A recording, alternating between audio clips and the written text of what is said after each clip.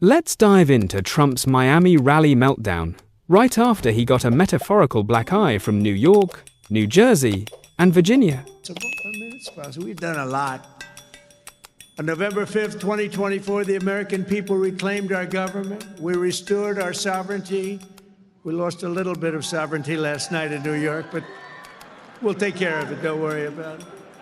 We rescued our economy, regained our liberty, and together we saved our country.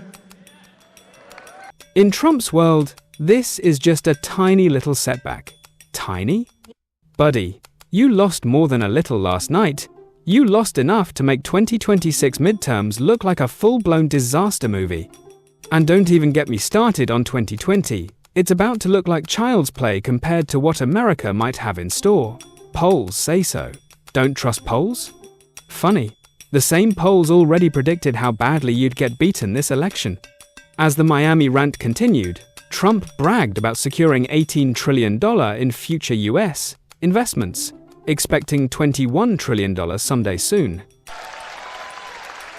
In the prior 4 years, crooked Joe Biden oversaw less than $1 trillion of new investment in the United States. So in 4 years, less than 1 trillion. That was not doing too good. In 9 months, I've secured commitments of over $18 trillion, and we're going to have $21 trillion within the first year. Here's a thought. What do Americans eat again? Air? Dreams? Because no sane person applauds imaginary trillions when the government is literally out of cash. Those trillions exist in Trump's imagination. On paper? Nope. In reality? Forget it. But hey, clap away. America, clap away. And he's not done. Oh no, still mid-shutdown, still in Miami, Trump boasts, "We lifted over 600,000 Americans off food stamps."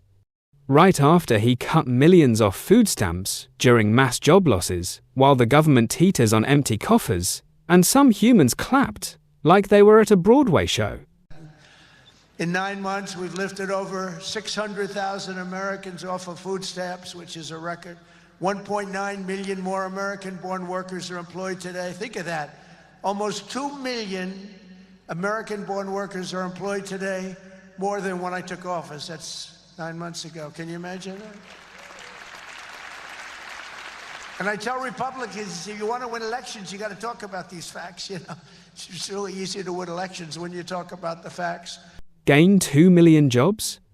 Sure, in some alternate dimension where the job market isn't screaming in red. And the irony, Trump tells Republicans, if you want to win elections, talk about these facts. Translation, winning is easy if you lie creatively and often. To top it all off, Trump promises, a couple of years out, you're going to see numbers like you've never seen. That's one thing we can agree on, numbers, yes. But whose numbers? Ours? Or his bank account?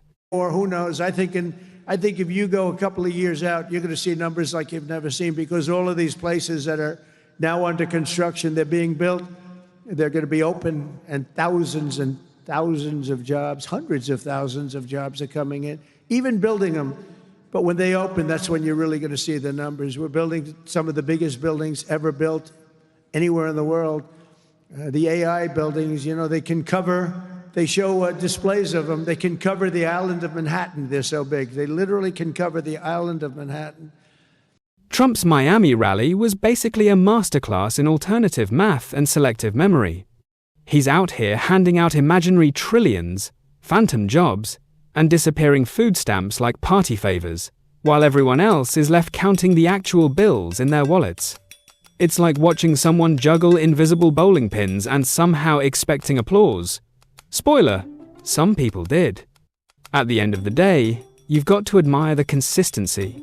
If reality doesn't fit the story, just make up a better one. The only numbers guaranteed to soar at this rally?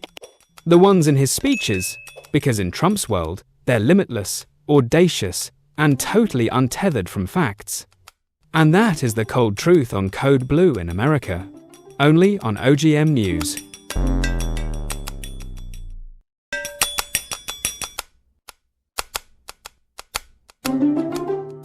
All right, friends, here's the deal. We need your support to level up our game. How can you help? Simple. Like, share, and drop a comment. Shower us with your love, your applause, or even your brutally honest displeasure. We can take it, we promise. Your feedback fuels us, even if it stings a little. And before you dash off, go ahead and smash that subscribe button on YouTube. Stay awesome, stay witty, and we'll see you next time.